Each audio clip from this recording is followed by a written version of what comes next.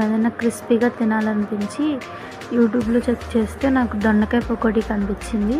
సరే ఇంట్లో దొండకాయలు ఉన్నాయి కదా అని ట్రై చేశాను. ఒకసారి మీరు చూసి ట్రై చేయండి.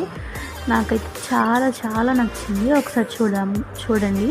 దొండకాయలను అట్లా చిన్న చిన్న ముక్కలుగా కట్ చేసుకొని శనగపిండి, బియ్యపిండి, కొంచెం బేకింగ్ పౌడర్, ఉప్పు, కారం, గరం మసాలా అన్నీ వేసి బాగా మిక్స్ చేయండి. అస్సలు వాటర్ వేయొద్దండి, ఎందుకంటే ఆయిల్ పీల్చేస్తుంది. ఆ దొండకాయలో ఉన్న వాటర్తో కలిపేసి ఆయిల్లో మంచిగా డీప్ ఫ్రై చేసి టిష్యూ ఉన్న బౌల్లోకి తీసుకొని అందులో వేయించిన పల్లీలు, కరివేపాకు కలిపి లైట్గా లాస్ట్లో కొంచెం చాట్ మసాలా అండ్ కారం వేసుకొని అట్లా మొత్తం మిక్స్ చేసేసి చారు, పప్పుచారు ఏదన్నా కర్రీస్లో కానీ అట్లా నంచుకొని తింటే చాలా అంటే చాలా బాగుందండి. ఒకసారి మీరు ట్రై చేయండి.